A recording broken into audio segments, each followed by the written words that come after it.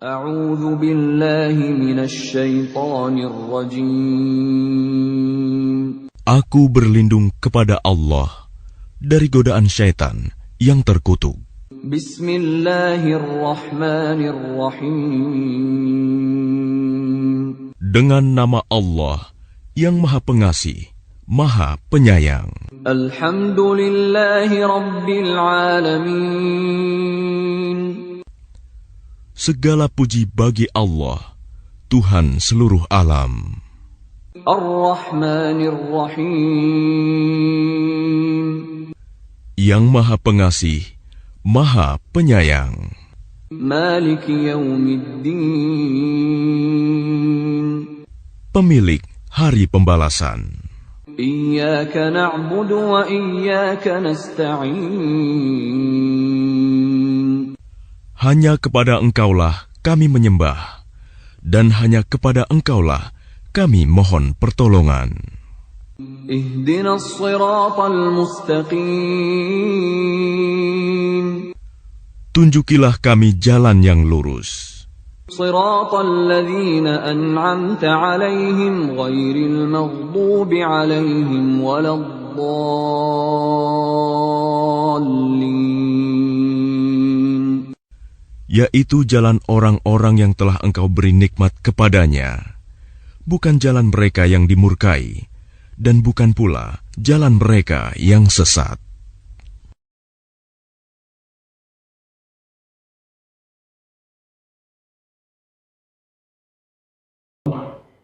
Assalamualaikum warahmatullahi wabarakatuh. Alhamdulillah, salatu wassalam ala rasulillah, la hawla wa la quwwata illa billah. Ashhadu an la ilaha illallah wahdahu la syarika lah, wa ashhadu anna muhammadan abduhu wa rasuluh. Allahumma salli ala Muhammad wa ala alihi Muhammad, amma ba'du. Alhamdulillah, puji dan syukur kita panjatkan kepada Allah Subhanahu wa taala, yang mana nikmat-nikmat Allah telah sampai kepada kita dari satu waktu menuju waktu yang lainnya. Kita telah beralih dari satu nikmat Allah menuju nikmat Allah yang lainnya. Maka jemaah sekalian yang mudah-mudahan dirahmati Allah Subhanahu wa taala, sungguh beruntung orang-orang yang senantiasa bisa mensyukuri nikmat-nikmat Allah tersebut. Salawat dan salam semoga senantiasa Allah limpahkan kepada suri tauladan kita Nabi Muhammad sallallahu alaihi wasallam, juga kepada keluarga beliau, kepada para sahabat beliau, dan juga kepada para pengikut beliau yang senantiasa istiqomah menjalankan sunnah-sunnah beliau hingga hari akhir. Alhamdulillah, para jemaah salat subuh rahimani wa rahimakumullah, para ayah dan bunda serta teman-teman yang hadir di waktu pagi hari ini ya, Masya Allah. Senang sekali bisa hadir di tengah-tengah ayah dan bunda untuk sama-sama belajar tentang tumbuh kembang anak-anak. Dan juga bagi teman-teman yang remaja ya, mudah-mudahan kita juga bisa belajar bagaimana kita memahami diri sebagai seorang anak kepada kedua orang tua kita, insya Allah. Mohon izin Bapak Ibu untuk menjadi teman belajar Bapak Ibu di pagi hari ini.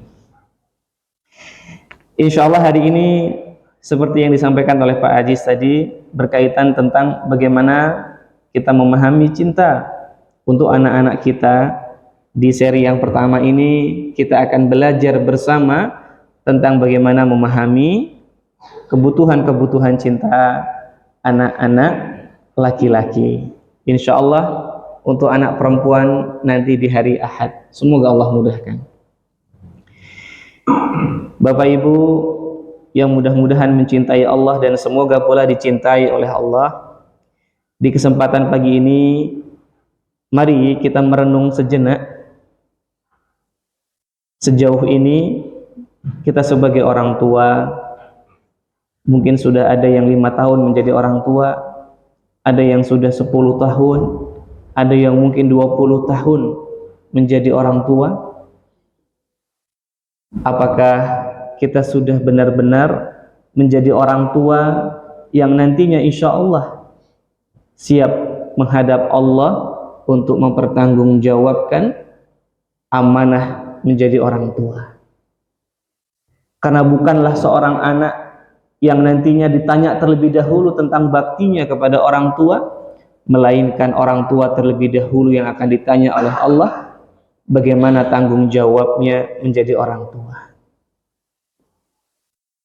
Mari kita merenung, apakah kita sudah selama ini mencurahkan waktu-waktu kita untuk senantiasa mendoakan anak-anak kita? Sudahkah kita mencurahkan waktu-waktu berharga kita untuk senantiasa belajar bagaimana membersamai anak-anak kita? Dan sudahkah kita memberikan pengasuhan-pengasuhan terbaik sesuai dengan ilmu yang kita miliki untuk anak-anak kita, sehingga anak-anak itu benar-benar menjadi wasilah ketika kita sebagai orang tua mungkin kurang amalnya, mungkin kurang kebaikannya, maka di hadapan Allah Subhanahu wa taala nanti justru anak-anak yang akan membantu kita, memberikan manfaat kepada kita. Dan para ulama mengatakan ya mengenai bagaimana keutamaan keluarga nanti itu bisa menarik keluarga yang lainnya untuk mendapatkan tingkatan surga yang lebih tinggi, karena mereka akan berkumpul bersama di surganya Allah ketika keluarga itu saling mencintai. Maka Nabi SAW pernah bersabda, al-mar'u ma'aman ahabbah, seseorang itu nanti ya di akhirat, di surga nanti akan bersama dengan orang yang dia cintai. Pertanyaannya adalah, Bapak Ibu, sudahkah kita benar-benar mencintai anak-anak kita? Mungkin jawabannya sudah kayaknya nih. Gimana Pak? Sudah benar-benar mencintai anak-anaknya Pak? Kok yang jawab sedikit ini Pak? Ini cinta apa enggak ini Pak sebenarnya Pak ya? Cinta Kak, tapi tawadu ya, Masya Allah ya.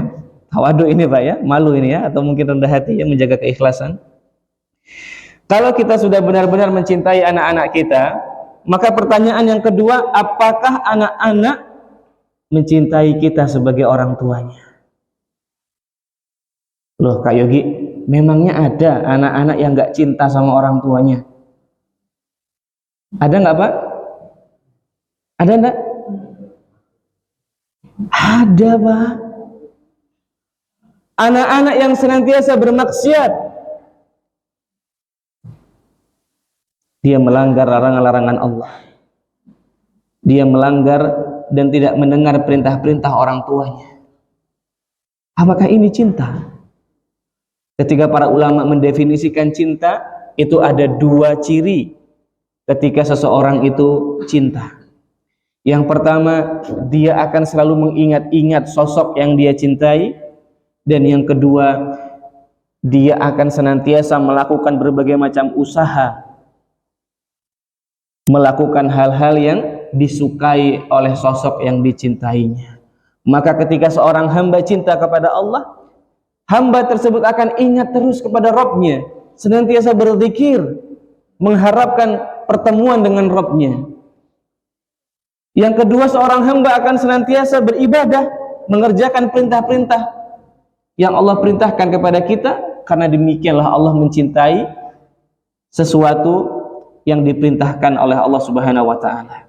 Maka tidaklah Allah itu menjadikan sesuatu itu perintah atau ibadah, melainkan Allah mencintainya atau menyukainya. Maka kalau orang itu cinta kepada Allah, dia semangat ibadahnya. Salatnya bahagia, puasa Ramadannya bahagia, zakatnya bahagia, maupun amal-amal saleh lainnya bahagia, karena dilakukan dengan cinta. Maka Bapak Ibu, prinsip ibadah itu ada 3 pilar ibadah itu. Ada yang tahu Pak? Kita kasih hadiah ini Pak. Pilar ibadah ada 3 Pak. Apa Bapak Ibu? Kalau tahu kita kasih HP Bapak Ibu ya. 3, 2, 1, waktunya habis Pak ya. Gak sempat jawab Pak. Iya, nanti kalau sempat jawab HP-nya ini ya, dijadikan hadiah ya. Baik, Pilar ibadah itu yang pertama mahabbah, cinta, Pak. Yang kedua khauf, takut, rasa takut, Pak. Dan yang ketiga adalah raja, rasa harap. Sehingga ketika seseorang beribadah kepada Allah, contohnya salat, maka ibadahnya didasari karena dia cinta kepada Allah. Ibadahnya didasari karena dia takut kepada Allah. Ibadahnya didasari karena dia penuh harap kepada Allah. Bukan karena takutnya saja. Waduh, kalau nggak sholat nanti masuk neraka ini. Penuh ketakutan, penuh rasa takut. Waduh, kalau nggak sholat nanti dimarah sama Abi ini. Abi lagi di rumah ini, kalau nggak sholat nanti bisa dipukul sama Abi ya. Ketakutan. Maka ketika sumber rasa takut itu hilang, apakah perilaku itu masih dikerjakan? Abinya keluar kota ya santai, nah, nggak ada Abi ya, ngapain sholat cepet-cepet gitu ya. Nggak ada Abi, ngapain murojaah di rumah. Kalau ada ayahnya, ada abinya, langsung cepat murojaah karena takut, bukan karena cinta. Maka wajar ketika ada musibah, banjir misalnya, ataupun yang lainnya, ketika ada musibah manusia dihantui dengan rasa takut, masjid-masjid itu penuh, Pak. Orang-orang bermunajat kepada Allah. Namun ketika Allah ambil musibah itu, masjidnya sepi lagi, Pak. Kenapa? Karena ibadahnya cuma rasa takut. Maka para ulama mendefinisikan ibadah itu 3 pilarnya, sehingga bukan hanya rasa takut, melainkan dengan cinta, melainkan dengan harap kepada Allah. Berharap kita mendapatkan surganya, berharap Allah merahmati kita, berharap Allah senantiasa memberkahi kita ya. Berharap Allah mengampuni kita. Maka ini ibadah. Termasuk pendidikan anak. Pendidikan anak juga sama Bapak Ibu. Kita bisa mengkombinasikan 3 hal ini. Pertama dengan cinta, yang kedua dengan khauf, takut, yang ketiga dengan harap. Ayo nak, kalau belum mandi nanti gak diajak jalan-jalan sore. Kasih khauf, takut dia. Kalau nanti mandi pasti insya Allah Abi berusaha untuk jalan-jalan sore sama kakak. Kasih rojak harapan. Kenapa? Karena Abi sayang sama kakak, cinta sama kakak. Kasih mahabbah, cinta. Jadi kalau anak nggak mau mandi bukan hanya ayo mandi nggak, kalau nggak mandi ya tidur di luar gitu kan. Nah, cuma diancam tok gitu ya biasanya ya. Sehingga anak-anak dalam mengerjakan sesuatu hanya dihantui dengan rasa takutnya. Dan inilah sistem disiplin yang paling dasar, yaitu hanya memberikan rasa takut. Namun sistem disiplin yang paling tinggi mengkombinasikan 3 hal tadi. Jadi tingkatan disiplin yang paling dasar itu cuma rasa takut saja. Tingkatan yang kedua mengkombinasikan rasa takut dan rasa harap. Dan tingkatan yang paling tinggi kalau ada 3-tiganya, ada cintanya, ada takutnya, ada harapnya. Dan hari ini kita mau bahas tentang masalah cinta, di mana cinta ini menjadi hal yang penting Bapak Ibu. Bapak Ibu mungkin sering dengar beberapa bulan yang lalu ada banyak kasus-kasus, mungkin sebulan ke belakang ya, di mana ada mahasiswa di Jogja yang melakukan bunuh diri. Dan qadarullah ya, ternyata kami pernah mengisi sebuah seminar atau kajian yang waktu itu kita membahas tentang mahasiswa yang bunuh diri di Jogja. Qadarullah di hadapan kita ada orang tuanya.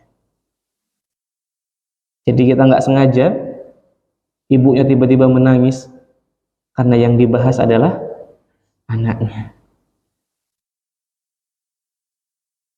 Kita juga banyak mendapat informasi tentang bagaimana LGBT sekarang semakin menunjukkan jati dirinya.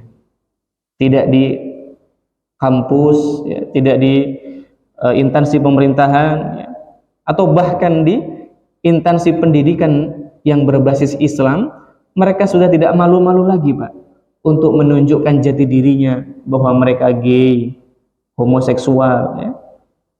Dan bahkan sekarang Pak, kalau kita pelajari banyak grup-grup itu di Facebook, ya, grup-grup di WhatsApp, ya, ataupun sosial media yang lainnya, mereka itu saling berkoordinasi, saling berembuk, saling membangun sebuah komunitas. Bapak Ibu rahimani wa rahimakumullah. Di akhir abad 19, ya, atau di awal abad 20, Amerika Serikat, ini jauh ya, di awal-awal tahun 1900 atau bahkan di tahun 1800 akhir, Amerika Serikat itu adalah salah satu negara yang mereka anti LGBT, Pak. Sama seperti Rusia hari ini yang baru-baru terbit aturan LGBT adalah musuh negara, dia teroris, Pak. Itu di Rusia, Pak. Baru-baru ini, ya. Alhamdulillah, mudah-mudahan Indonesia menyusul. Ya. Di Amerika juga sama, Pak. Bahkan dulu LGBT itu, Pak, kalau ketahuan, Pak, dia dihakimi massa, dihilangkan nyawanya, Pak, rame-rame. Tapi hari ini Amerika menjadi negara yang mendukung LGBT berkembang pesat. Bahkan di negara itu pula, Pak, aturan-aturan tentang gangguan-gangguan mental, bahwa LGBT itu gangguan mental, itu dihapus tuh di Amerika, Pak. Di pedoman diagnosis gangguan jiwa, ini bagi teman-teman Bapak Ibu mungkin yang di psikiatri, ya, ataupun yang di psikologi, itu punya yang namanya DSM, ya. DSM itu buku pedoman diagnosis gangguan jiwa, di mana dulu di DSM 1 dan 2, 3 itu LGBT masih gangguan mental. Kemudian di tahun 1980-an, ya Pak, ya, resmi di DSM 4 dihapus, Pak. Jadi LGBT bukan lagi gangguan jiwa atau gangguan mental. Bayangkan, itu Amerika, Pak, yang dulunya membenci LGBT, sekarang, ya, bahkan di tahun 1980-an mereka menjadi negara nomor 1 yang mendukung LGBT sampai hari ini. Dan Bapak Ibu, coba kami tanya, LGBT itu lesbian, terus kemudian gay, B-nya biseksual, T-nya transgender, itu yang paling banyak itu kira-kira lesbian atau gay-nya, Pak? Populasinya, kalau dari populasi banyakan lesbian, populasi maksudnya banyakan wanita. Tapi ternyata, Pak, faktanya lebih banyak gay daripada lesbian, Pak. Kasus gay itu lebih banyak, komunitasnya lebih masif, penyebarannya lebih luas itu yang gay dibandingkan yang lesbian, Pak. Hari ini lesbian masih malu-malu untuk show up, tapi yang gay sudah tidak malu-malu lagi, Pak. Mereka sering nongkrong di beberapa kafe di bawah sana di Jogja. Ada, Pak, nama kafenya, Pak. Itu menjadi salah satu tempat berkumpulnya mereka. Kayak gitu, kok tahu? Sering ke sana, ya? Bukan. Karena ada pasien-pasien kami yang memang dia itu gay, terus mau sembuh. Sehingga mereka sering ngumpul di sana, koordinasi di sana, cinlok di sana. Dan jangan dipikirkan mereka cuma pacaran biasa. Enggak, mereka itu rutin berhubungan seksual, Pak. Bahkan dalam satu jurnal diterbitkan American Psychological Association, bahwa gay itu dalam setahun bisa berganti-ganti pasangan sampai 100 kali, Pak. Dan memang polanya begitu, Pak. Gay itu gonta-ganti. Apalagi yang posisinya di top. Kan ada top and bottom. Gay itu, Pak. Yang top ini, Pak, dia itu lebih sering ganti-ganti pasangannya. Yang berposisi sebagai laki-lakinya. Mereka pacaran juga, selingkuh juga, Pak. Dan mereka itu cenderung punya kepribadian yang namanya antisosial, atau kepribadian juga yang mirip dengan antisosial adalah sosiopat atau bahkan psikopat. Kenapa? Karena terbiasa melanggar aturan. Jadi 3 ini, antisosial, sosiopat, psikopat, ini adalah cenderungan kepribadian itu yang suka melanggar aturan, suka manipulatif, suka flying victim. Kalau salah nggak mau ngaku salah, malah aku ini korban gitu, ya. Dan mereka itu kalau sudah psikopat, Pak, mereka itu sampai pada tindak kekerasan, penganiayaan hingga pembunuhan. Psikopat ada 3 level. Level yang pertama itu dia suka melanggar aturan, menentang aturan, suka menganiaya, suka menentang aturan sosial dan agama. Kemudian level yang kedua, dia sampai menghilangkan nyawa, Pak, ya. Aturan sosial, agama, negara ditentang semua sama dia.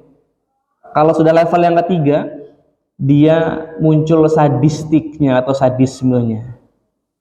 Makanya kalau kita dengar kasus-kasus mutilasi dan sebagainya itu nggak jauh-jauh biasanya dari orang-orang LGBT. Karena intinya tiga kepribadian ini, Pak. Sosiopat, psikopat, atau antisosial. Ini semuanya suka melanggar, menentang aturan. Dan itu laki-laki. Dan jumlahnya paling banyak di dunia hari ini, Pak, gay itu, Pak, dibandingkan lesbian. Penyebabnya kenapa gay lebih banyak? Ada yang tahu, Pak, kenapa? Ini beneran kita kasih aja kalau tahu nih, Pak. Tapi hitungnya cepat juga 3, 2, 1 gitu ya. Penyebabnya karena banyak dari keluarga itu yang figur ayahnya kurang terlibat dalam pengasuhan anak-anaknya. Kalau seorang ibu, Pak, lahir anak perempuan ataupun laki-laki, ibu itu sesibuk-sibuknya masih mengandung dan melahirkan anaknya, masih menyusui anaknya, disempatkan untuk membersamai anaknya. Sesibuk-sibuknya ibu, waktu bersama anak masih tercapai kualitasnya, sehingga anak perempuan dia lebih banyak mendapatkan perhatian, mendapatkan pengasuhan dari figur-figur feminimnya, mendapatkan kebutuhan-kebutuhan afeksi, cintanya, perasaannya dari ibu. Dan dia mendapatkan figur contoh dari ibunya. Ini anak perempuan. Itulah alasan kenapa lesbian itu lebih minim, Pak. Karena dalam pengasuhan, ibu cenderung lebih banyak peduli kepada anak-anaknya. Sehingga anak-anak perempuan ini nggak masalah. Tapi kadang yang bermasalah adalah anak laki-laki. Jarang dia mendapatkan perhatian dari figur ayahnya. Jarang dia mendapatkan kebutuhan maskulin dari ayahnya. Jarang dia mendapatkan contoh figur ideal dari laki-laki. Kami sering sekali konsultasi itu, masalahnya adalah di figur ayah. Dan ini sama seperti yang disampaikan oleh Ibnul Qayyim rahimahullah dalam kitabnya Tuhfatul Maudud fi Ahkam al-Maulud. Beliau menyampaikan bahwa betapa banyak orang tua yang merasa memuliakan anaknya padahal dia telah menghinakan anaknya, dan betapa banyak orang tua yang merasa berkasih sayang kepada anaknya sebenarnya telah menzalimi anak-anaknya. Sehingga orang tua kehilangan kebaikan anaknya di dunia dan di akhirat. Maka jika engkau menjumpai kerusakan pada anak-anak, maka engkau akan jumpai kerusakan itu umumnya dari figur bapak. Ini Ibnul Qayyim yang menyampaikan. Dan penelitian hari ini di Amerika, banyak remaja laki-laki yang kehilangan jati dirinya, yang kehilangan orientasi seksualnya, yang cenderung punya gangguan conduct disorder, perilaku menentang tadi, benih tadi, antisosial, sosiopat atau psikopat itu benihnya awalnya conduct disorder, Pak, ya, gangguan perilaku menentang. Itu semua disebabkan karena kurangnya dekat dengan orang tua dan lebih utama dengan figur ayah. Jadi apa yang disampaikan oleh Ibnul Qayyim rahimahullah ratusan tahun yang lalu itu sejalan dengan penelitian-penelitian modern hari ini, Bapak Ibu. Maka bagaimana Kak Yogi agar kita sebagai orang tua bisa, mungkin yang anaknya masih kecil kita mencegahnya, atau anak kita sudah terlanjur dewasa, gimana ya Kak biar anak kita baik-baik saja?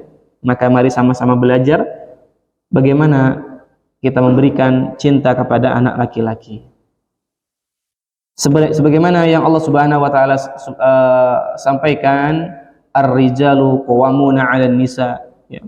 Laki-laki itu pemimpin atas perempuan, Bapak Ibu.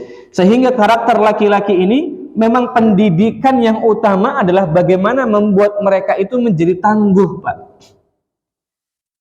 Pendidikan laki-laki ini harusnya diberikan agar mereka ini menjadi seorang pemimpin yang baik.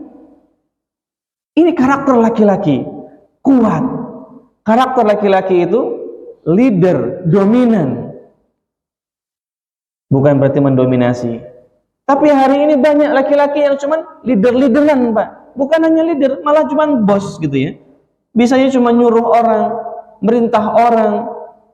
Gak bisa jadi leader dia. Bagaimana terlibat, memahami perasaan bawahannya, kerja bareng bawahannya, nggak bisa dia, Pak. Lihat Nabi Shallallahu Alaihi Wasallam, dia seorang pemimpin, pemimpinnya umat, pemimpin negara, Pak. Tapi ketika perang Khandaq, beliau pegang cangkul, beliau macul itu, Pak, gali cangkul. Lalu pemimpin hari ini gimana? Malas dia terjun langsung ke bawah, nggak mau dia tahu bagaimana bawahan kondisinya seperti apa. Sementara Nabi Shallallahu Alaihi Wasallam sampai pegang cangkul, turun tangan sendiri. Bukan berarti semua dikerjakan sendiri, enggak. Nabi pengen terlibat. Nabi menguatkan motivasi sahabat yang saat itu dalam keadaan dingin, dalam keadaan ketakutan, gelap, musuhnya banyak. Perang Khandaq ini, Pak. Pressure-nya luar biasa, Pak. Nabi hadir menenangkan hati para sahabat. Insya Allah kita menang dalam perang Khandaq. Ini pemimpin, Pak. Tapi hari ini banyak laki-laki yang nggak pantas jadi pemimpin. Kenapa? Karena kurangnya pengasuhan.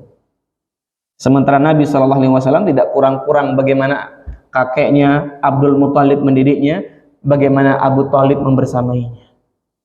Figur laki-laki yang hebat ini ya menjadi wasilah Nabi Muhammad Shallallahu Alaihi Wasallam mendapatkan cinta yang baik, mendapatkan bimbingan yang baik, sehingga memiliki karakter-karakter yang baik ketika dewasa. Maka mari Bapak Ibu, hari ini kasus bunuh diri juga sama, Pak.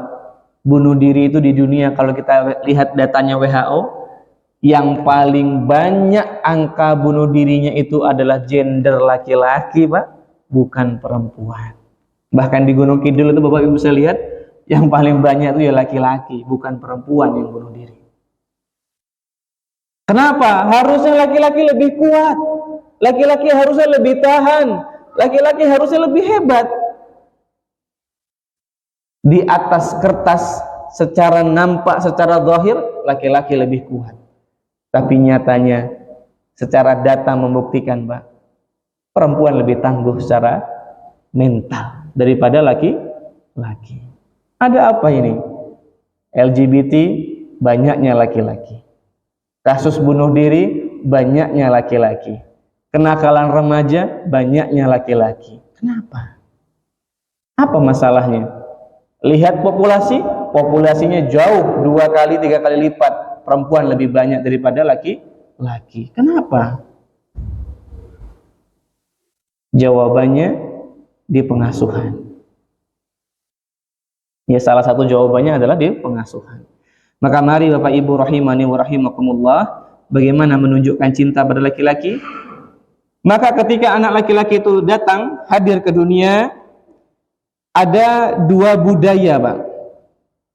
Kita belajar dari awal ya, ada 2 budaya di dunia ini yang memiliki kecenderungan pengasuhan yang berbeda pada anak laki-laki ataupun perempuan.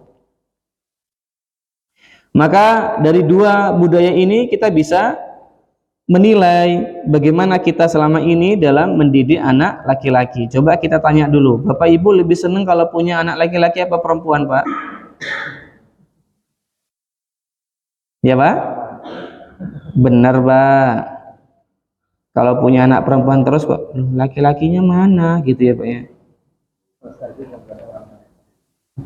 Ya. Jadi kalau di Indonesia, terutama negara Asia, mereka cenderung lebih senang punya anak laki-laki dibandingkan anak perempuan. Justru yang umum malah negara barat, Pak. Ya. Kenapa? Kalau di Asia itu banyak marga. Dari Tionghoa, dari Arab, Ya, di negara kita di Indonesia banyak juga marga ya. Kalau di Sumatera ada marganya biasanya, kemudian di mana lagi, di Maluku, di Papua juga ada marganya. Dan mereka meyakini marga ini bisa turun hanya kepada anak laki-laki. Kepada anak perempuan nggak bisa. Kalau di Jawa ada marganya nggak Pak? Ya, Yuwono misalnya ada Pak ya? Nggak ada ya Pak ya? Joko nggak ada ya Pak ya? Nggak ada marga Joko ya Pak ya? Meskipun banyak nama Joko di Jawa, tapi nggak ada. Baik. Maka Bapak Ibu rahimani wa rahimakumullah, ada yang namanya Pak Joko, mohon maaf ya Pak ya. Kalau disebutkan. Kok senyum-senyum ini ya. Mohon maaf Pak Joko ya. Masya Allah, barakallahu fiik ya. Ya meskipun banyak nama Joko, nggak ada marganya Joko, nggak ada Pak. Maka Bapak Ibu yang mudah-mudahan dirahmati Allah Subhanahu wa taala, rata-rata budaya Asia suka dengan anak laki-laki. Dan begitulah di Arab masa lampau ya, jahiliyah. Bahkan anak perempuan kalau lahir mereka dikuburkan hidup-hidup. Tapi ketika anak laki-laki yang hadir, bangganya luar biasa. Dan hari ini pun sama, kecenderungan hati kita mungkin ada sebagian dari kita yang pengennya anak pertama itu ya laki-laki. Ya, kadang seperti itu. Lahir perempuan, ya, alhamdulillah ya. Itulah kenapa hadis dari Nabi Shallallahu Alaihi Wasallam banyak yang mengkuatkan tentang anak perempuan agar orang-orang yang punya anak perempuan itu tidak bersedih hati. Baik ya. Maka Bapak Ibu rahimani wa rahimakumullah, begitupun budaya di Cina, di Tionghoa, mereka bangga sekali kalau punya anak laki-laki karena bisa meneruskan marga mereka. Begitupun negara Asia Timur lainnya ya, mereka senang dengan anak laki-laki. Maka biasanya pendidikan itu berpengaruh karena budaya ini Pak. Pendidikan berpengaruh sehingga anak laki-laki dianggap sebagai sosok yang sangat berharga, sosok yang kemudian memberikan pengaruh besar pada keluarganya. Maka orang tua juga menaruh harapan yang besar sehingga pendidikan-pendidikan pada anak laki-laki cenderung bagaimana mendidik mereka dengan tangguh atau dengan hebat atau dengan keras. Maka tidak sedikit orang tua yang bilang laki-laki nggak boleh nangis lah, harus kuat. Ya, apalagi laki-laki anak pertama, kamu itu harus jadi contoh buat adik. Kamu tuh harus bisa ya ngalah sama adik. Kamu tuh anak laki-laki pertama, contoh buat keluarga. Wah gitu, sering kali itu ya. Makanya lahir istilah generasi sandwich generation, di mana anak laki-laki pertama gitu ya biasanya bertumpuk-tumpuk itu ya Pak ya tanggung jawabnya. Kasihan Pak, betul ya. Kenapa anak laki-laki dan anak pertama ini cenderung mentalnya lebih lemah? Di antaranya karena model pendidikan seperti ini yang menganggap laki-laki lebih kuat, menganggap mereka itu emosinya harus tangguh, tapi model pendidikannya enggak. 4 bersaudara, yang pertama laki-laki ya, bapak beli opor ayam nih ya, nanti yang dada paha adik ya, kakak saya pajalah gitu ya. Anak pertama gitu kan, ngalah sama adiknya. Pendidikan model begini gimana jadi kuat anaknya? Kakak itu mainannya ngalah, kasih adik, kasih ya. Tapi kan kakak mau Bu, enggak, kasih adik. Adik tuh lebih kecil, kamu tuh udah besar harusnya ngalah loh. Kok bisa? Padahal itu mainan milik kakak, kakak disuruh ngalah, kan aneh. Ini mengambil haknya, membuat sang kakak merasa tidak berharga dirinya Pak. Dan tidak jarang sang kakak itu diomelin, dimarah-marah di hadapan adiknya, dijewer, bahkan dipukul di hadapan adiknya. Bagaimana ini kehormatan kakaknya di hadapan adiknya? Nggak boleh budaya seperti ini Pak, Bu ya, jangan ya. Ini budaya Asia pada umumnya yang membuat anak laki-laki itu justru lebih lemah, dibandingkan ekspektasi kita.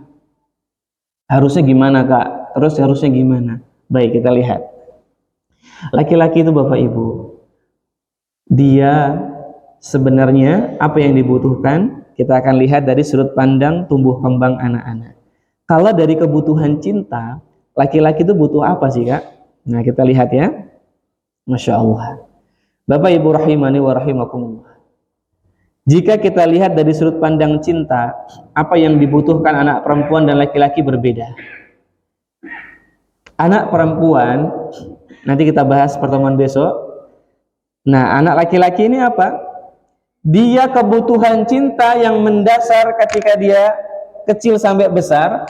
Laki-laki memahami betapa orang-orang mencintainya, betapa dia dihargai ketika dia mendapatkan act of service. Wah, apa gue Kak gitu ya.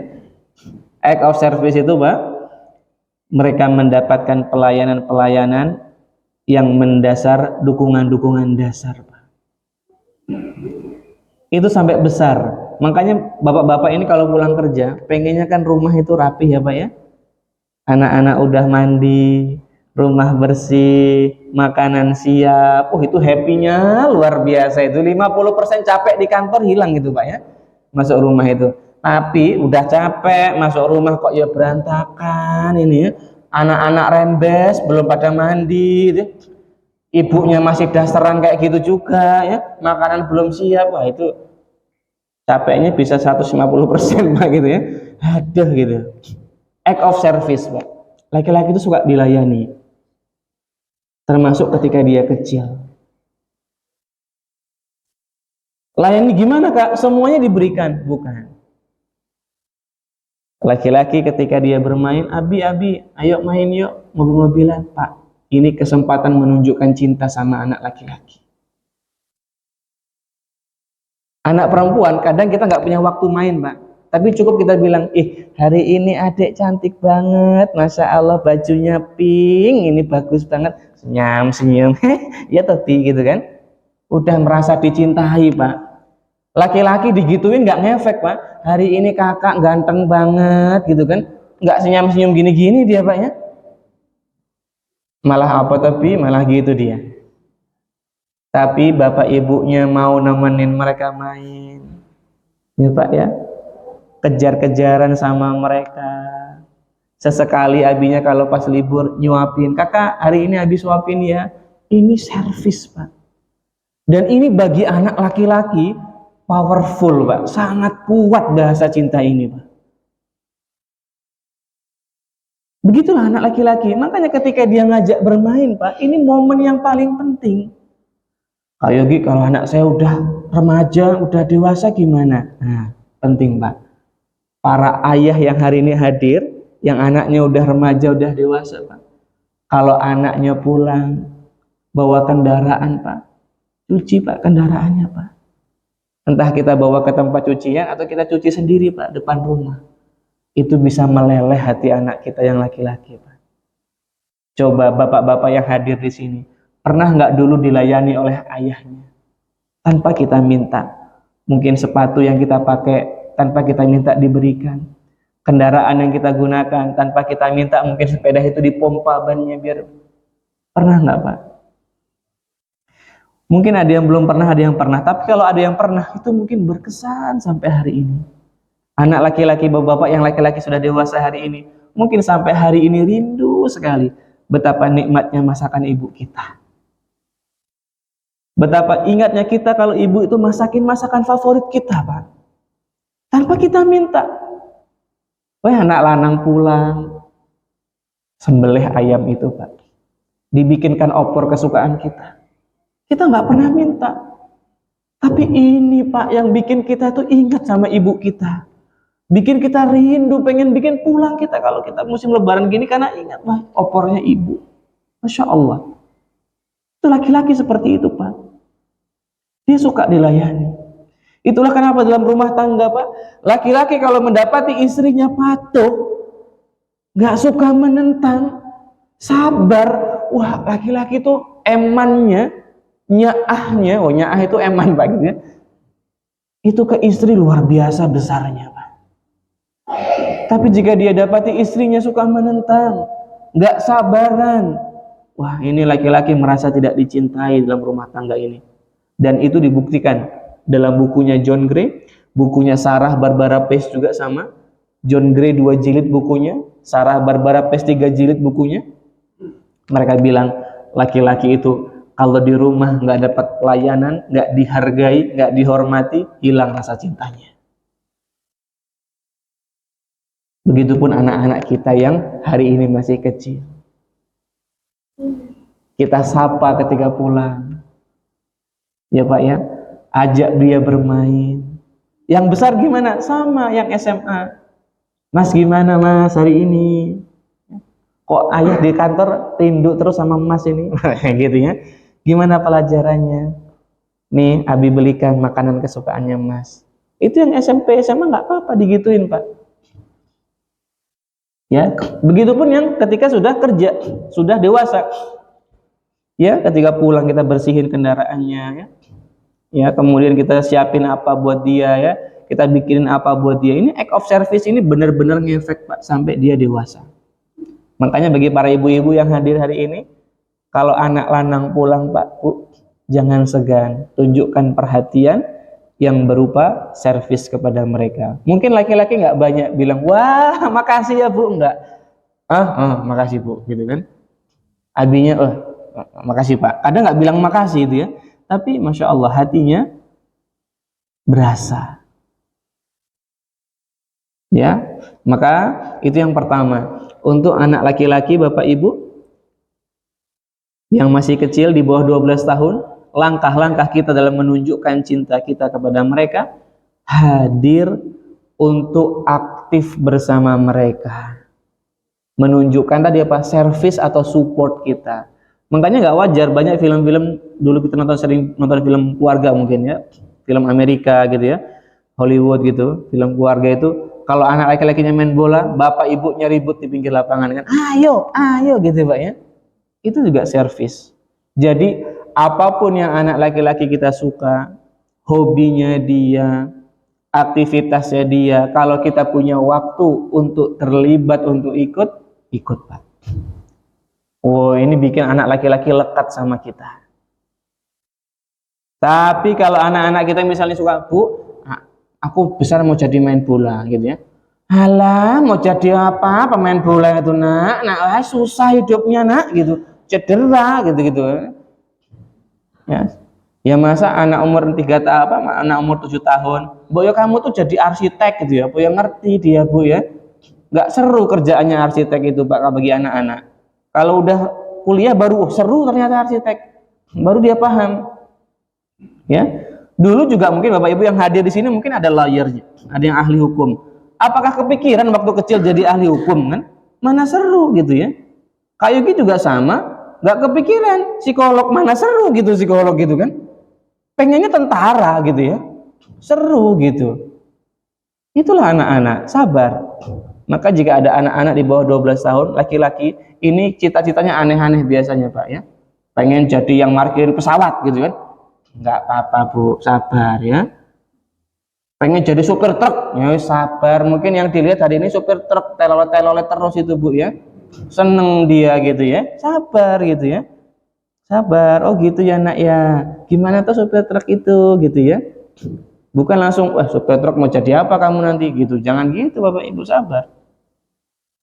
Karena cita-cita anak-anak di bawah 12 tahun itu hanya berdasarkan dari apa yang konkret, yang jelas dia lihat. Dan kalau kita jelaskan ke sesuatu yang abstrak, dia belum bisa. Sabar, ya udah kita terima dulu, kita terlibat dulu sampai sana dia sadar, ternyata membosankan ya jadi supir truk. Ya udah ganti nak. Ya udah Mi, aku mau jadi supir ambulan aja. Walah tambah meneh gitu kan. Sabar Bapak Ibu ya, sabar. Kita dampingi, kita bimbing lagi ya. Seperti itu. Jangan terlalu ambisius ya kita, idealisme kita langsung dari kecil. Pokoknya kamu bisa jadi akuntan ya nak ya. Akuntan piye gitu kan. Nggak paham dia. Sabar Bapak Ibu ya. Kapan kita bisa mengarahkan lebih logis, lebih bagus? Kalau di tahapan-tahapan sebelumnya kita sudah menerima, banyak membimbing dia. Nanti dia trust sama kita di usia remaja, dia akan menggantungkan bahkan, Bu, enaknya jadi apa ya? Dia bakal begitu nanti. Karena dia udah sadar orang tuanya terlibat, orang tuanya sayang sama dia, orang tuanya figur aman bagi dia. Jadi laki-laki kalau sudah kena bahasa cinta yang pertama, act of service, dia punya 3 ciri. Cirinya apa? Dia comfort, dia nyaman. Yang kedua dia trust, percaya. Yang ketiga dia apa, Bapak Ibu? Ada yang tahu? Ciri-ciri kelekatan, comfort, trust, dan secure atau aman. Tapi kalau sering ditolak, jarang ditemani, bahkan sering diremehkan, apa main bola itu gitu ya, cedera malahan diremehkan, dia jadi nggak trust sama kita. Nanti kalau dia ada apa-apa dia nggak mau cerita sama kita, malah lebih bahaya, dia dibully di sekolah nggak cerita dan sebagainya ya. Maka Bapak Ibu, pelayanan ini menjadi nomor 1. Tapi ingat, anak laki-laki dia harus belajar tentang penolakan. Karena biasanya beberapa kondisi orang tua ketika anak laki-lakinya minta, ya, biasanya mungkin ditolak, tapi kalau anak laki-lakinya tantrum dituruti biasanya. Nah, perempuan juga sama sebenarnya, tapi laki-laki dia harus lebih cenderung untuk belajar penolakan karena dia adalah figur yang paling banyak menghadapi lingkungan sosial nantinya, Pak. Beririsan dengan sosial, ya, dengan kenyataan dibandingkan perempuan nantinya. Jadi Bapak Ibu ajarkan dia bahwa nggak semua yang di dunia ini dia dapatkan, ya. Nah itu, meskipun dia dapat pelayanan, ya, dapat perhatian, tapi ajarkan dia nggak semua yang dia mau dia dapatkan. Itu koreksinya. Jadi itu cinta yang nomor 1. Kemudian anak laki-laki juga ingin sekali orang tuanya setia. Nah ini Pak, banyak sekali kasus sibling rivalry, konflik saudara kandung, itu terjadi pada anak laki-laki sebenarnya Pak. Dan parahnya laki-laki itu nggak ekspresif untuk bilang, kok Umi gitu sih sayangnya sama adik doang gitu, jarang. Yang ekspresif biasanya perempuan. Laki-laki dipendam itu Pak, nggak kelihatan, jadi bahaya. Maka Bapak Ibu yang dulu pernah kita tuh kayaknya punya anak laki-laki dia pertama, terus kita sering menunjukkan dia untuk ngalah ke adiknya, untuk berkorban untuk adiknya, hati-hati Pak. Laki-laki itu pencemburunya luar biasa dibandingkan perempuan. Ini laki-laki Pak. Jadi laki-laki itu ketika kecil dia sangat sensitif dengan yang namanya menjadi nomor 1. Maka Bapak Ibu kalau punya anak laki-laki, tunjukkan betapa kita cinta kepada mereka. Meskipun dia punya saudara, hati-hati Bapak Ibu ya. Jangan sampai menunjukkan kita itu lebih condong ke adiknya, lebih berat kepada adiknya. Inilah yang terjadi pada anak-anak Nabi Yakub alaihi salam ya. Banyak di antara mereka yang laki-laki itu salah memahami ayahnya, sehingga mereka merasa ayahnya itu pilih kasih kepada Yusuf. Padahal enggak, Nabi Yakub itu adil kepada anak-anaknya. Ya. Dan wajar enggak kalau misalnya kita sebagai orang tua kadang lebih care, lebih perhatian sama yang lebih kecil? Wajar Pak. Karena Nabi Yusuf itu dan Benyamin itu adalah anak yang paling kecil dibandingkan yang lainnya, terus ibunya udah meninggal Pak. Sementara anak-anak yang lainnya itu masih ada ibunya. Jadi Nabi Yakub itu perhatiannya lebih kepada yang Yusuf dan Benyamin.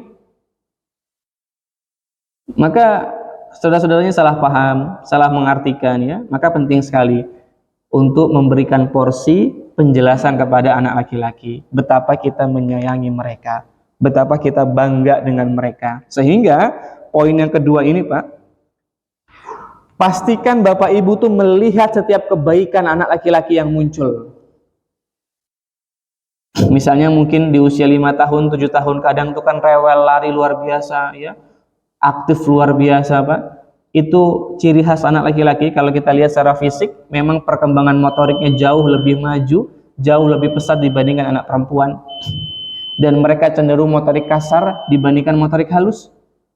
Motorik kasar ini yang berkaitan otot-otot besar, motorik halus otot-otot kecil. Meronce, mewarnai, menulis itu otot kecil Pak. Sementara lari, lompat, ya, tendang, ya, pukul itu adalah otot besar. Itu laki-laki terbiasa dengan itu. Nah, Bapak Ibu, sehingga wajar energinya juga lebih besar, aktivasi kognitifnya juga lebih lambat dibandingkan anak perempuan. Jadi yang lebih aktif itu fisik atau motoriknya. Maka jangan salah menstimulasi anak laki-laki. Kadang kita menuntut mereka untuk cerdas dan pintar lebih awal di usia SD, malah cenderung membuat mereka tertekan dan stres. Boleh menuntut mereka untuk rajin belajar, hafalannya bagus, pandai matematika, boleh. Les matematika boleh, nggak masalah. Tapi ingat, fitrah mereka adalah motorik. Jangan lupa motoriknya distimulasi. Nah, karena dia aktif, energinya besar, Pak, terkadang anak laki-laki cenderung menunjukkan pertentangan daripada anak perempuan. Makanya orang-orang sering bilang, masih enak ngasuh anak perempuan daripada anak laki-laki, gitu ya. Ya, nanti kalau anak perempuannya udah remaja, bisa merasakan, Pak. Gimana menghadapi anak perempuan, lebih enak anak laki-laki kalau udah remaja. Iya, rumit kalau udah remaja perempuan itu, Pak, nanti. Iya, serius, Pak, ya. Ya, Abi bajunya bagus yang hijau apa yang merah? Yang merah deh kayaknya. Yang dipakai yang pink, gitu kan? Piye nggak ada pilihannya kan, gitu kan? Kalau yang dipakai yang lain, terus apa gunanya nanya tadi ya, gitu ya? Gitu ya. Jadi Bapak Ibu, ada plus minusnya. Sehingga kalau menghadapi anak laki-laki, jangan terlalu sering kita kemudian mengabaikan dan tidak menghargai kebaikan yang muncul pada mereka. Karena tertutup dengan aktifnya mereka, kita sedikit melihat kebaikan, enggak. Jadi anak laki-laki itu paling suka kalau dia mendapatkan penghargaan atau apresiasi. Termasuk yang udah remaja, yang udah dewasa juga. Misalnya, Abi bangga sama kamu ya Mas. Masya Allah, terima kasih. Mungkin kamu di bidang kerjaan biasa aja, tapi hari ini kamu jadi anak yang soleh, anak yang ngajinya bagus. Abi bangga sekali. Itu yang remaja, yang dewasa, hatinya Pak jadi lebih lapang dia. Karena laki-laki itu needs of achievement dan needs of dominant, kebutuhan untuk mencapai sesuatu dan kebutuhan dominasi lebih besar dibandingkan perempuan. Karena perempuan nanti lebih utamanya needs of affiliation. Nanti kita jelaskan besok. Jadi dari 3 kebutuhan utama manusia, laki-laki punya 2 kebutuhan yang lebih utama, dominan dan achievement lebih besar daripada perempuan. Dominasi dan capaian laki-laki lebih besar. Maka kalau laki-laki sejak kecil jarang mendapatkan penguatan hal positif mereka, maka mereka merasa dirinya kurang berharga. Sehingga Bapak Ibu rahimani wa rahimakumullah, yang punya anak laki-laki baik yang kecil maupun besar, Pak, lihat kebaikan-kebaikan sekecil apapun, lalu utarakan, sampaikan. Kenapa, Kak? 1, bikin hatinya lapang, dia merasa dicintai, dia merasa berharga. Yang kedua, ini bisa jadi pemutus mata rantai. Mungkin kita sebagai orang tua, terutama yang laki-laki, susah menunjukkan cinta, susah menghargai anak kita. Kadang kita bilang maaf saja ke anak itu berat. Kita putus rantai ini. Kenapa? Karena mungkin pengasuhan simbah-simbah terdahulu jarang menunjukkan cinta, jarang menunjukkan bahwa kita salah dan mengakuinya. Maka putus rantainya. Hari ini lebih ekspresif ke anak-anak kita yang laki-laki. Biar dia jadi laki-laki yang ekspresif juga ke pasangannya, bisa menghargai pasangannya. Makasih ya Dek, masakannya enak. Coba di sini, bapak-bapak yang sering memuji istrinya, ada hadir di sini, Pak? Memuji kebaikan istrinya, mengapresiasi masakan istrinya, menghargai usaha-usaha istrinya, memuji kecantikan istrinya. Ya, jangan-jangan itu semua dilakukan kalau dulu waktu PDKT aja, Pak ya. Sekarang nggak pernah lagi, kan gitu kan? Ya, kalau udah maunya ya. Maka ajari anak-anak kita untuk menghargai dirinya, mendapatkan power dominan tadi, mendapatkan pencapaian achievement tadi. Tujuannya apa? Biar dia juga mudah mengapresiasi keluarganya, istrinya maupun anak-anaknya, Pak. Karena penelitian menunjukkan laki-laki paling susah menunjukkan penghargaan di rumah tangga. Makanya Nabi sampai menegur, khairukum li ahli wa anna khairukum li ahli. Sebaik-baik kalian adalah yang paling baik kepada keluarganya, dan aku adalah orang yang paling baik kepada keluargaku, kata Nabi SAW. Memuji istrinya, menghargai istrinya, menghargai anak-anaknya. Ya. Kenapa? Karena memang laki-laki susah menunjukkan cinta. Bahkan Nabi SAW pernah bermain bersama anak-anak, dia peluk, ya, dia ciumin anak-anak. Ada sahabat yang bernama Al-Aqra bin Haris, kemudian berkata, "Ya Rasulullah, aku punya 10 anak di rumah. Belum pernah satupun yang aku perlakukan demikian." Apa kata Nabi? "Man la yarham, la yurham." Barang siapa yang tidak menyayangi, maka dia tidak akan disayangi. Lihat, ternyata dari zaman dulu udah ada laki-laki yang gak ekspresif, Pak, kepada istrinya, kepada anak-anaknya. Maka Nabi tegur, Nabi ingatkan. Maka hari ini bapak-bapak yang hadir, sudahkah kita ekspresif kepada keluarga kita? Kak Yogi, anak saya udah besar-besar, ya udah ekspresif ke yang besar. Ucapkan terima kasih kepada mereka. Sesekali ada momen kita berdua, "Mas, maafin ayah ya. Mungkin dulu ayah belum bisa jadi sosok bapak yang baik. Maaf ya. Mungkin dulu ayah pernah terucap kata-kata yang gak bagus ke kakak. Maafin ya." Oh, itu Masya Allah, Pak. Bahkan kami pernah punya pasien yang sampai usianya 33 tahun, Pak, menunggu permohonan maaf ayahnya. Karena sejak kecil ayahnya sering janji, sering diingkari. Sejak kecil dia sering dimarahi, dikata-katai dengan ucapan-ucapan yang kasar. Sejak kecil ayahnya belum pernah terima kasih terhadap kebaikan-kebaikan anaknya tersebut. Ya Pak ya. Sehingga laki-laki ini apa? Jadi sering depresi, Pak, kalau udah dewasa. Karena merasa dirinya nggak berharga. Padahal dia itu orangnya perfeksionis, orangnya pinter. Kalau kerja jadi leader bagus, bisa menghargai orang lain. Tapi ada kosong di hatinya. Ada celah yang kosong, yang itu kurang terisi dari figur-figur orang yang dia cintai. Dia berharap sekali ayahnya itu mau menghargai dia, dan berharap ayahnya mau minta maaf atas kesalahan dan kekurangannya. Karena pernah dia dulu naik kendaraan, lalu terjadi kecelakaan. Bapaknya seorang direktur marah-marah. Ya, marah-marah, dia datang ke rumah sakit, dia temui anaknya, ditampar anak laki-laki itu. Terus satpam rumah sakit habis itu briefing bapaknya, "Pak, yang salah bukan anak bapak. Yang salah ini pemotor ini. Dia ngelanggar lalu lintas, Pak. Melanggar lampu apil sehingga nabrak anak bapak." Coba, sudah datang marah-marah, mukul anaknya, salah lagi. Sampai hari ini nggak minta maaf itu, dan itu diingat sama anaknya. Maka penting seorang ayah itu mampu memuji anak-anaknya, mengekspresikan cintanya, mengakui kalau dia salah, termasuk ke istrinya. Coba, yang di rumah ini yang sering minta maaf, ayah atau ibu biasanya, Bapak Ibu? Ibu apa ayah, Bu? Ibu katanya loh, Pak ya. Bapak-bapak, ibu apa ayah yang sering minta maaf di rumah? Ya, loh kok diem bapak-bapak ya? Tawaduk ya, Masya Allah ya. Ini menjaga perasaan istri ya Pak ya. Baik, itu Bapak Ibu. Jadi kalau bisa, yang bahasa cinta yang kedua adalah tunjukkan betapa berharganya anak kita. Tunjukkan kebaikan-kebaikan yang muncul. Kenapa? Karena dia butuh penguatan, Pak, bahwa dia itu mampu loh, dia itu berhasil loh, dia bisa loh, dia banyak kebaikannya. Tapi ingat, ketika memuji dan memunculkan itu, sandarkan kepada Allah. Ini semua pertolongan Allah ya nak. Barakallahu fiik. Doakan dia. Itulah kenapa dalam riwayat Nabi SAW sering sekali memuji anak laki-laki.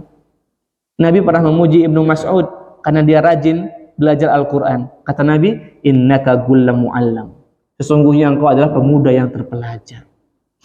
Kemudian Ibnu Mas'ud menjelma menjadi salah satu ulama yang paling faqih, ya, di antara ulama sahabat yang lainnya. Nabi pernah memuji dan mendoakan Ibnu Abbas. Ya, Ibnu Abbas pernah dipuji oleh Nabi SAW ketika membantu Nabi untuk menyiapkan toharah. Apa kata Nabi SAW? Ya, Nabi mengucapkan terima kasih, kemudian mendoakannya, Allahumma faqihu fid din wa alimhu ta'wil. Sehingga ketika dewasa Ibnu Abbas menjadi salah satu ulama di bidang tafsir yang terkemuka. Nabi pernah memuji juga Mu'adz bin Jabal, ya Mu'adz, wallahi inni la uhibbuka, wallahi inni la uhibbuka. Wahai Mu'adz, sungguh demi Allah aku benar-benar mencintaimu. Nah, maka Bapak Ibu, mari untuk ini kita dapat contoh dari Nabi SAW, di mana Nabi senantiasa menghargai sekecil apapun usaha anak laki-laki. Nabi mendoakannya, Nabi memujinya, ya. Nabi mengungkapkan kalimat cinta. Nah, laki-laki itu seperti itu, Pak. Ketika usahanya, apa yang dia lakukan, mungkin belum berhasil, tapi orang tuanya bangga, tersenyum, ya. Itu akan membuat hatinya lapang dan membuat dia merasa harus berusaha lebih baik lagi. Tapi yang terjadi apa? Anak laki-laki matematikanya kok 6 gitu ya. Rankingnya ranking 30 dari 29 anak gitu kan. Kok bisa gitu ya? Kadang kan gitu ya, habis itu dimarahin, diomelin. Mau jadi apa kamu? Oh, laki-laki kok gini. Oh, jangan, Pak. Dulu pernah ada video kan ibu-ibu itu. Ibu-ibunya, gimana nak tadi rankingnya di sekolah gitu. Ranking 25, Mak, gitu kan. Oh, ranking 25 ya?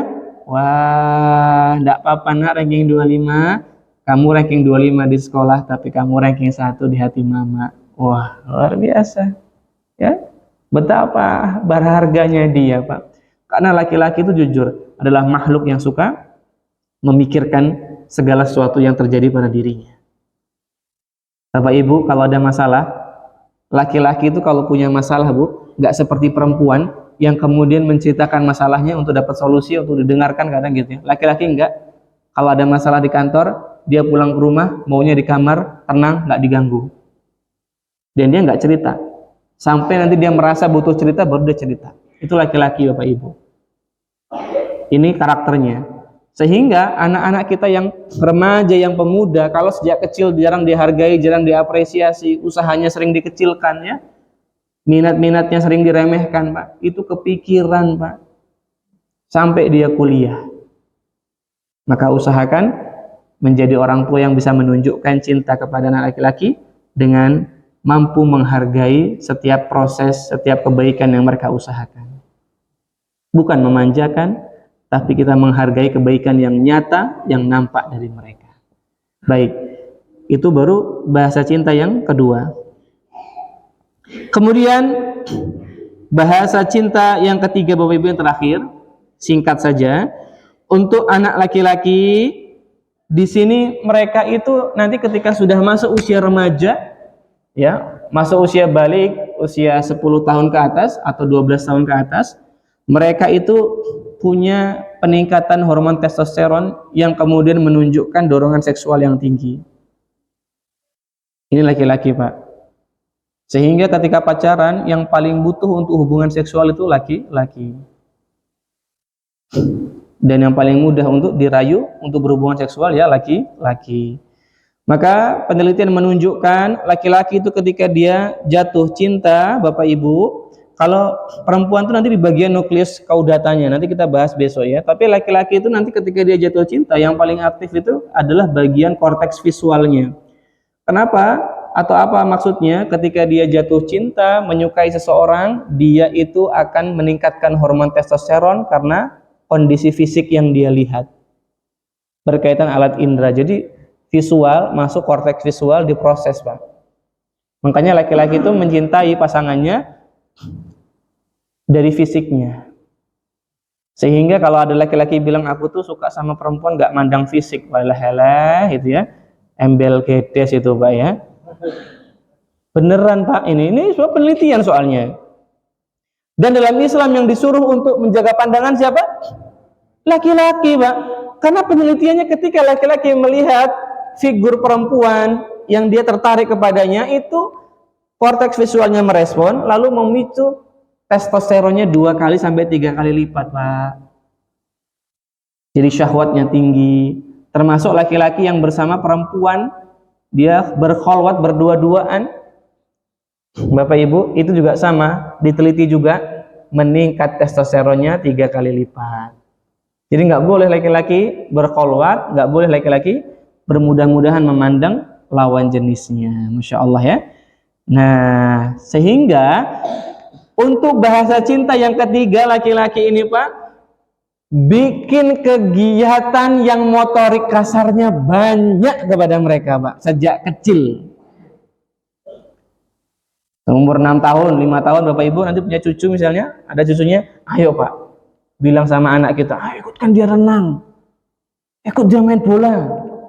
Ini biar terbiasa dia mengelola dorongan yang besar ini Pak, dari kecil, biar dia merasa bahagia dan puas sama dirinya. Karena kalau enggak, nanti energi seksualnya ini dia akan berubah menjadi palik dan dia akan ya tadi menyalurkan ke dorongan-dorongan seksual yang enggak tepat. Gitu Pak. Jadi tipsnya anak laki-laki sejak kecil untuk menstimulasi kondisinya dengan bahasa cinta yang baik itu adalah stimulasi mereka kegiatan motorik yang cukup masif. Itu kebutuhan mereka. Tadi kita sudah jelaskan, memang secara motorik mereka lebih aktif, secara motorik mereka lebih besar, maka ayo Pak, di sini ajak mereka, entah kalau Sabtu Ahad kita jogging atau sepedaan, kita renang, pokoknya paling tidak sepekan 2 kali, yang itu berupa olahraga kardio atau olahraga games yang ada sedikit kardionya. Kalau bola itu kan sebenarnya bukan kardio ya, dia itu termasuk di olahraga games namanya Pak. Nah, meskipun capek gitu ya. Kalau yang beneran kardio itu ya jogging, maraton gitu ya, sepedaan, itu kardio beneran Pak. Karena konstan selama lebih dari 18 atau 20 menit. Jadi Bapak Ibu monggo yang anaknya laki-laki dari kecil biasakan kegiatan motorik kasarnya. Kalau tidak dibiasakan, nanti muncul kebiasaan di usia 9 tahun, 10 tahun dia nggak suka dengan motorik kasar. Maka banyak anak laki-laki yang nggak mau olahraga, nggak mau berkegiatan, ini jadi masalah Bapak Ibu. Masalah untuk apa? Biasanya yang kami sering temui, laki-laki yang pendiam, jarang olahraga, emosinya itu lebih berbahaya. Satu, kemungkinan dipendam, direpres ke dalam dirinya, sehingga mudah depresi yang tadi. Atau yang kedua, dia punya kondisi yang beresiko seperti intermittent explosive disorder, gangguan ledakan emosi yang nggak terkendali. Maka seringkali laki-laki itu gampang marah, gampang meledak ketika di usia remaja atau dewasa awal.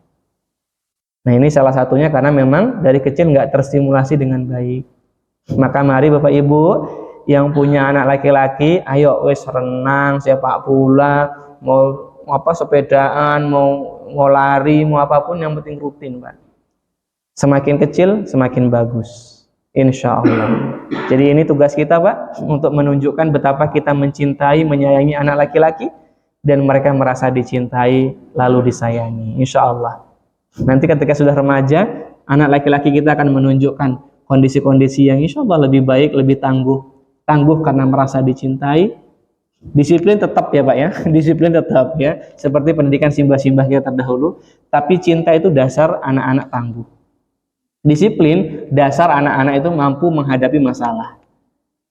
Tapi kalau anak-anak nggak terbiasa dengan disiplin, dia nggak terbiasa menghadapi masalah, sehingga stres. Gitu Pak. Nah, jadi banyak orang tua yang salah paham. Di generasi sekarang banyak belajar parenting, ya, kemudian banyak belajar yang nggak tepat. Kami sekali lagi ingatkan Bapak Ibu, parenting itu Pak, hari ini banyak dikritisi oleh para asatidzah kita. Sejak tahun 2000-an awal banyak bermunculan parenting ala barat. Banyak orang tua belajar parenting. Apa dampaknya? Dampaknya generasi stroberi. Apa itu generasi stroberi Pak? Generasi yang tukang makan stroberi. Bukan, generasi yang gampang depresi tadi, lemah, pengennya instan, kalau ngadapin masalah, lari dari masalah, nunda-nunda tanggung jawab, itu generasi stroberi Pak. Gampang kena mental, gampang tertekan. Nah, apa yang salah dengan parenting? Yang salah adalah kita itu seringkali belajar parenting itu tidak dari dasarnya Pak. Kita hanya belajar dari banyak parenting entusias. Bahaya Pak. Banyak sekali hari ini parenting entusias yang kemudian mereka hanya baca buku, belajar suatu malam 2 malam, habisin 1 buku, terus mulai beli pakar parenting. Itu banyak Pak. Bikin channelnya diiklankan, banyak follower, ngerasa udah paling parenting. Itu banyak Pak. Nanti yang disudutkan psikolog Pak. Semakin banyak psikolog kok semakin susah parenting. Enggak Pak. Di psikologi itu Pak, parenting itu simpel sekali Pak. Cukup kita belajar tahapan tumbuh kembang anak, selesai. Kita modifikasi. Tapi hari ini kita nggak boleh marah sama anak. Nggak boleh pakai kata jangan sama anak. Ada gentle parenting. Apalagi? Apa nggak boleh marah sama anak, nggak boleh menghukum anak, coba. Nggak boleh memberikan pilihan pada anak, apalagi Pak, kira-kira? Yang nggak boleh nih. Banyak kan Pak ya? Hati-hati Pak, itu bukan psikolog, bukan dari ilmuwan psikologi, bukan Pak. Itu contohnya gentle parenting, itu cuman orang antusias dari Inggris, namanya Sarah Ockwell. Kemudian itu kayaknya menarik, langsung diadopsi. Padahal nggak ada risetnya Pak dia. Kalau di studi ilmiah, pakai sudut pandang ilmiah, nggak ada ilmiahnya Pak. Nggak terbukti itu. Gentle parenting itu Pak, yang hari ini lagi booming juga. Makanya Bapak Ibu ya, termasuk apa istilah inner child juga Pak, itu bukan istilah psikologi Pak. Tapi yang sering kali disangkut-pautkan psikolog gitu ya. Seolah-olah psikologi itu bikin rumit gitu. Enggak, padahal gampang sekali pengasuhan dalam psikologi. Bapak Ibu belajar tumbuh kembang seperti tadi, tahu gimana mengembangkan anak-anaknya. Dan bahasa cinta yang baru kita pahami, ya Pak, kita pelajari tadi, itu adalah bahasa cinta model tumbuh kembang anak. Nggak ribet sebenarnya Pak. Yang ribet itu kalau kita belajar dari parenting enthusiast yang nggak tahu dari mana asal keilmuannya. Sama dalam Islam, kita belajar kepada ustadz juga, banyak ustadz-ustadzan ya. Entah dia mondok dari mana, nggak jelas ya. Ilmunya bagaimana, kan ada yang seperti itu. Dia ngambil atau mulazamah dari mana, sama. Hati-hati Bapak Ibu, dalam parenting, jangan bermudah-mudahan menerima parenting dari sosial media tanpa kita menelusuri keilmuannya atau kebenarannya terlebih dahulu. Karena itu memperkeruh ya, mempersulit kita dalam mendidik dan mengasuh anak. Contohnya, nggak boleh marah dalam mendidik anak. Piye caranya Pak, nggak boleh marah Pak? Kita manusia itu marah, kok ada emosi marah. Nabi SAW juga pernah marah dalam pendidikan. Dalam mendidik sahabat itu Nabi pernah marah. Terus bisa-bisanya kita mendefinisikan nggak boleh marah mendidik anak, gimana? Baik ya, Bapak Ibu. Sehingga mari Bapak Ibu boleh marah dalam pendidikan anak, tapi nggak boleh sering-sering marahnya.